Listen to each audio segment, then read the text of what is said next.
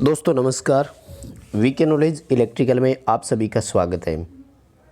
Competition exams के previous paper लेकर हम एक बार फिर उपस्थित हैं। दोस्तों ये पेपर पीएसपीसीएल का है, Punjab state power corporation limited का है और सब स्टेशन अटेंडेड का पेपर है, जिसकी रिसेंटली अभी वैकेंसी आई है। तो इस प्रीवियस पेपर को पढ़ना आपके लिए बहुत ज़रूरी हो जाता है। और 27 फरवरी 2018 का ये पेपर है, लास्ट वैकेंसी यही थी, इसी में एग्ज़ाम हुआ था दोस्तों। तो डिटेल से बात करेंगे। और जैसा कि आप सभी जानते हैं कि इसमें ट्रेड थ्योरी से संबंधित 70 क्वेश्चन है। दोस्तों हम इस पेपर को 2 पार्ट में सॉल्व करेंगे। 1 से लेकर के 35 क्वेश्चन इस वीडियो में होंगे और 36 से लेकर 70 तक पार्ट सेकंड में होंगे। तो आप पार्ट सेकंड को भी ज़रूर देखिएगा। दोस्तों जैसा कि आप जानते हैं ये ऑफिशियल आंसर की है, इसलिए आंसर साथ में दिए हुए हैं, लेकिन फिर भी हम सभी क्वेश्चन को पूरी डिटेल से एक्सप्लेन करेंगे और कारण सहित आपको बताएंगे कि इनका उत्तर ये आया कैसे। इसलिए आपसे निवेदन रहेगा सभी क्वेश्चन को आप लास्ट तक ज़रूर देखना। वीडियो पसंद आई तो लाइक ज़रूर करना, अपने दोस्तों को भी आगे शेयर ज़रूर करना। आप हमारे चैनल पर नए हैं तो इस चैनल को सब्सक्राइब ज़रूर करें। इसी तरह के ओल्ड पेपर आपको यहाँ पर मिलते रहते हैं और भी इलेक्ट्रिकल से रिलेटेड आपको काफ़ी नोट्स यहाँ पर मिलेंगे। चैनल की प्लेलिस्ट में जाकर आपको जो ज़रूरत है वो आप देख सकते हैं। दोस्तों डिस्क्रिप्शन में आपको लिंक मिलेगा, हमारा एप्लीकेशन डाउनलोड ज़रूर करें। और पीएसपीसीएल और पीएसटीसीएल दोनों में जो असिस्टेंट लाइनमैन और सब स्टेशन अटेंडेंट की वैकेंसी आई, उसके लिए हमारा पेड कोर्स बड़ा सूटेबल है। तो आप वो पेड कोर्स ज़रूर लीजिए, काफ़ी हेल्प आपको इसमें मिलेगी।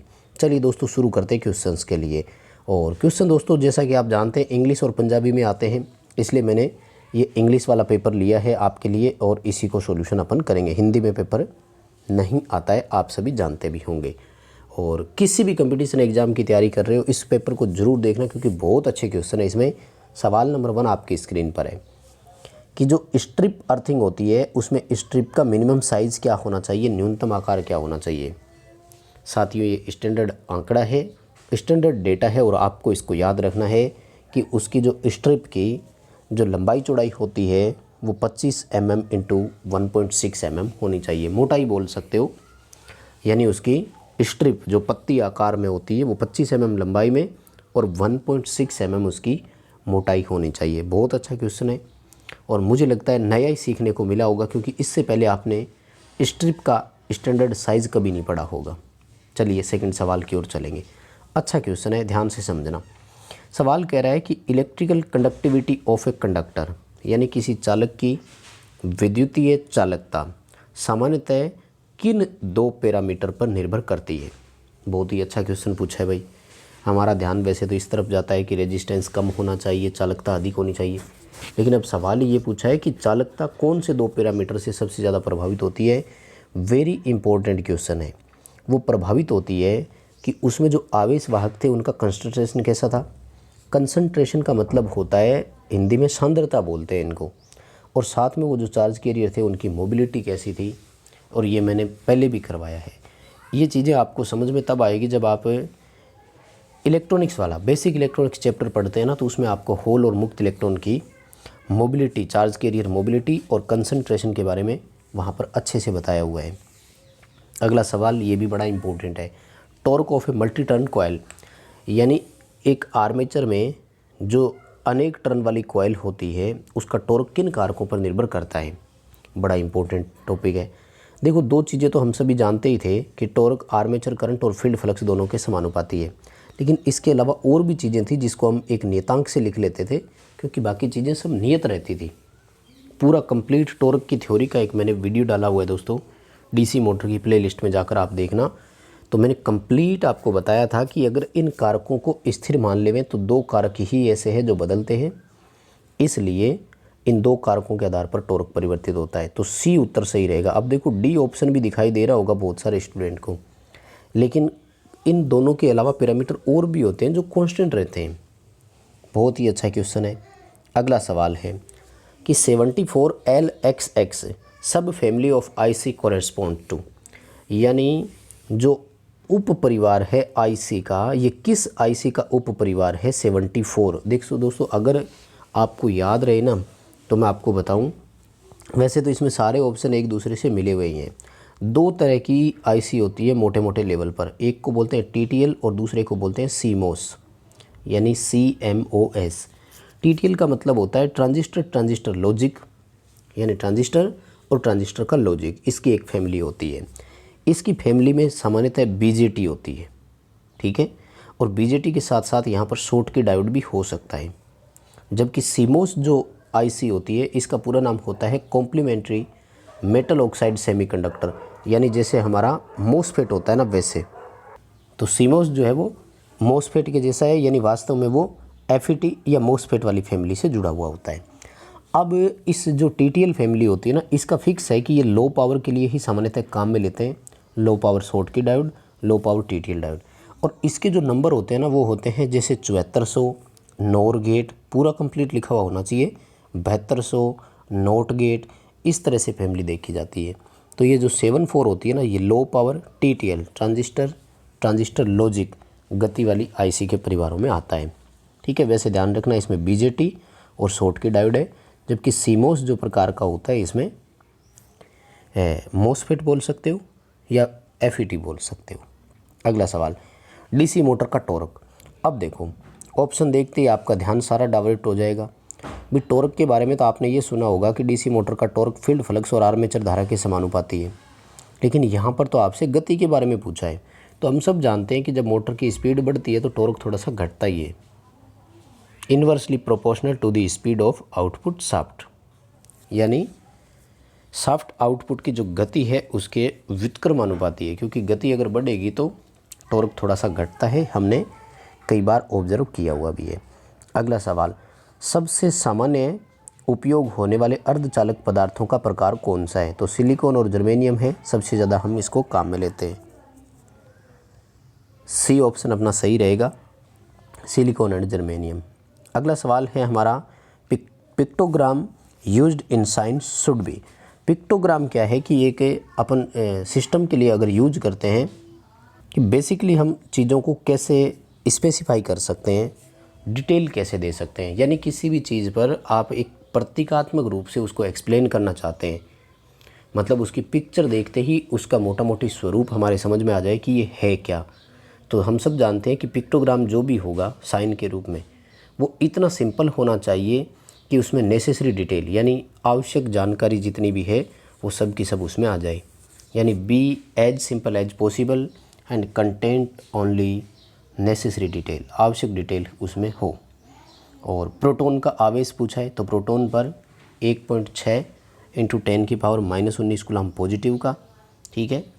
और इलेक्ट्रॉन पर नेगेटिव होता है, यानी इलेक्ट्रॉन का अगर पूछा होता तो A कर देते। न्यूट्रॉन पर कोई आवेश होता नहीं है, वो उदासीन होता है। अगला सवाल है कि वाटर टाइप का जो फायर एक्सटिंग्विशर यानी अग्निशामक होता है वो कहाँ काम में लेंगे? पानी वाली आग जो है अग्निशामक यंत्र जो है वो क्लास A आग बुझाने के लिए काम में ले सकते हैं, यानी सामान्य लकड़ी, कपड़ा, कागज़, इनमें जो आग लगती है। D जो होती है ये मेटल्स की आग मानी जाती है, और C वैसे गैस में मानते हैं, लेकिन कई जगह C को इलेक्ट्रिकल में भी लिया जाता है। कहाँ लिया जाता है? मैंने फायर वाली क्लास में आपको बताया था, ऑस्ट्रेलिया में लिया जाता है। और B जो है ये लिक्विड वाली है, फोम टाइप है। अगला सवाल काफ़ी अच्छा क्वेश्चन है ये भी, the reversal of current in the conductor of DC generator from one pole to another pole, यानी DC जनरेटर जब आर्मेचर एक पोल से दूसरे पोल के संपर्क में जाता है तो वास्तव में कॉइल में धारा की दिशा बदलती है। दोस्तों इसको बोलते हैं कम्यूटेशन। मैंने आपको पहले भी बताया था, DC जनरेटर आप थ्योरी प्लेलिस्ट में जाकर के देखेंगे तो आपको कम्यूटेशन के बारे में बहुत समझ में आ जाएगा, पूरी डिटेल से हमने दिया था। इस कारण क्या होता है कि स्टैटिक इंड्यूस EMF होता है जो धारा परिवर्तनों का अपोज करता है।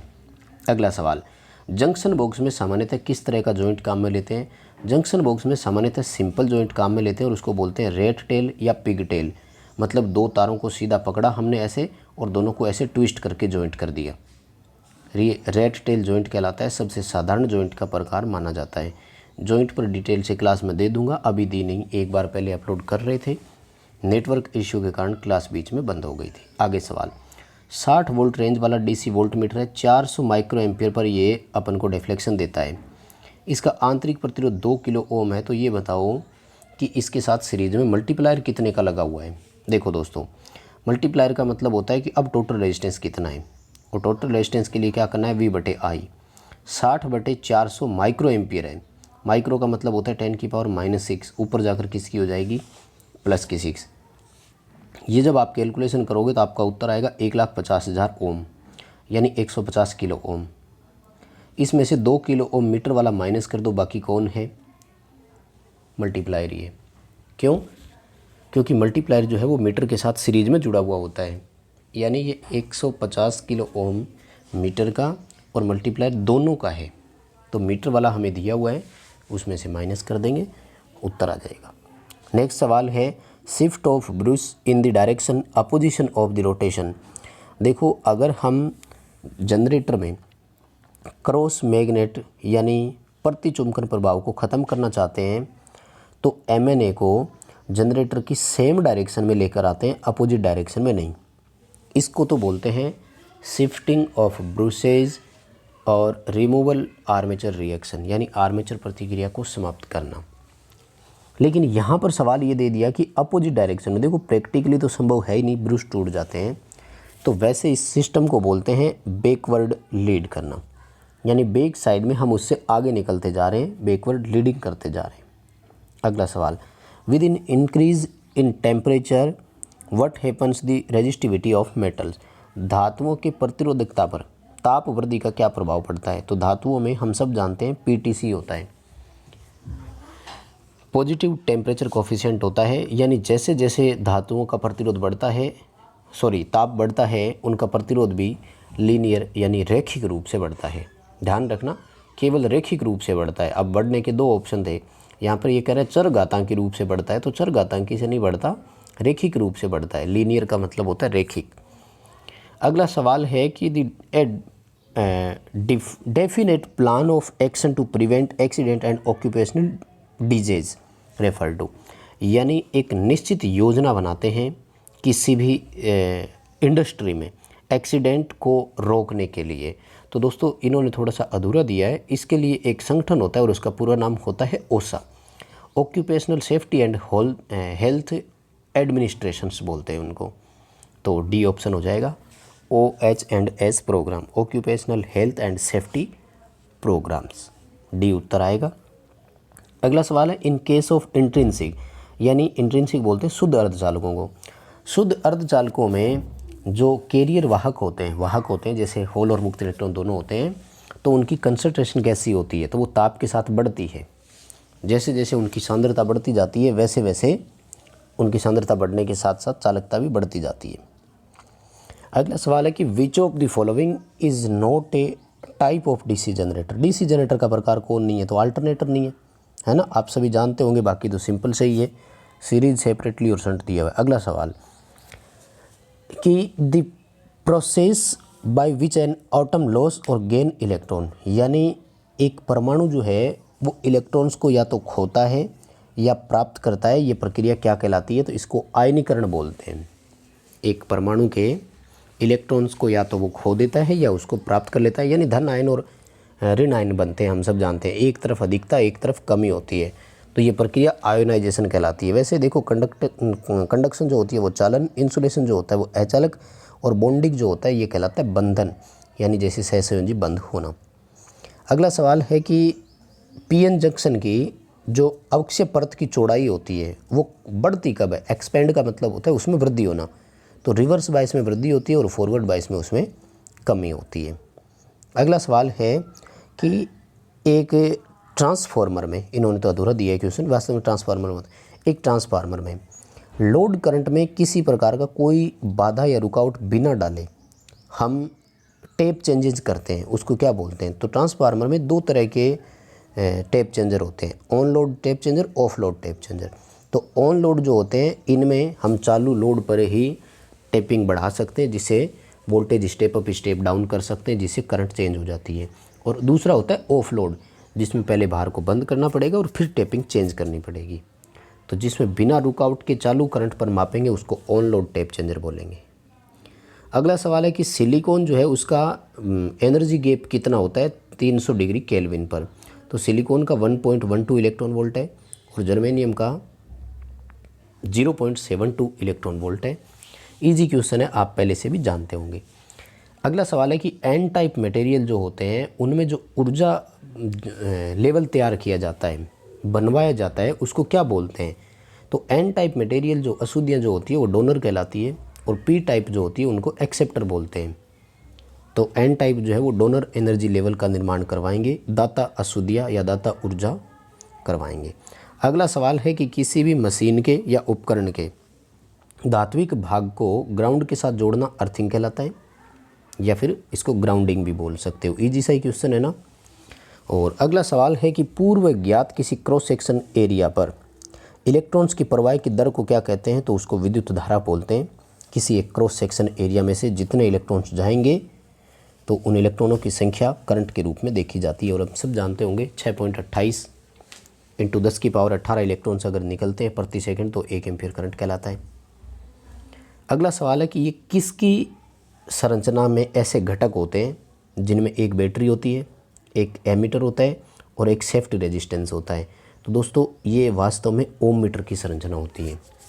तो ओम मीटर में वास्तव में कॉइल होती है और बैटरी होती है। ये बैटरी इस मीटर को सप्लाई देती है, तो मीटर में धारा चलती है, धारा के आधार पर वो डिफ्लेक्शन देता है। फ़र्क क्या है? वास्तव में तो मीटर करंट के हिसाब से विक्षेप दे रहा है, हमने क्या किया, स्केल उल्टा लिख दिया बस। क्यों? क्योंकि धारा का मान जितना अधिक प्रतिरोध का मान उतना ही कम। तो हमने क्या किया, एम्पियर मीटर को ही ओम मीटर में बनाया हुआ है एक तरह से, और वो भी खाली ऊपर वाली जो आपकी स्केल है, पैमाना, उसमें परिवर्तन है। मीटर वैसे ही काम कर रहा है जैसे एम्पियर मीटर में डिफ्लेक्शन आता है। अगला सवाल, टेफ्लॉन, ग्लास और माइका किसके उदाहरण है? तो अचालक के उदाहरण है, हम सभी जानते हैं। अगला सवाल, which of the following is a method to measure power factor? Power factor मापने का मेथड कौन सा है? तो दोस्तों ये इनका गलत उत्तर है। इन्होंने कहा है कि एक्यूरेट मेजर ऑफ वोल्टेज और करंट। देखो, वोल्टेज और करंट माप करके हम केवल पावर माप सकते हैं, पावर फैक्टर नहीं। ठीक है, तो पावर फैक्टर मेजरमेंट लेने के लिए हमें पावर का, वोल्टेज का और करंट का, तीनों का पता होना चाहिए। तो ये तो ऑप्शन नहीं है, तो फिर सी उत्तर आ जाएगा, directly by A power factor metre. हम एक सीधे पावर फैक्टर मीटर से पावर फैक्टर का मापन कर सकते हैं, या फिर हम पावर का, करंट का और वोल्टेज का, इनका मापन करके माप सकते थे। अगला हमारा सवाल है कि 3 फेज 40 HP 210 वोल्ट और 60 हर्ट्ज 6 पोल वाली star connected induction motor 20 kilowatt supply देती है 5% स्लिप के साथ। इसकी रोटर गति बताओ। देखो, सबसे पहले तो सिंक्रोनस गति ज्ञात करो। क्या फॉर्मूला है? F × 120/P। फ्रिक्वेंसी है 60 हर्ट्ज, पोल है 6। आप जब गति निकालेंगे तो यह आएगा 1200 RPM। अब देखो, इसका 5% स्लिप हो गया, तो 1200 का 5% आप निकाल दो, उत्तर आएगा आपका 60 RPM। यानी आपकी मशीन 1200 RPM पर चलनी चाहिए थी, लेकिन 60 RPM स्लिप हो गया, तो मशीन किस पर चलेगी? 1440 RPM पर। तो रोटर स्पीड कितनी है? 1440 RPM हो।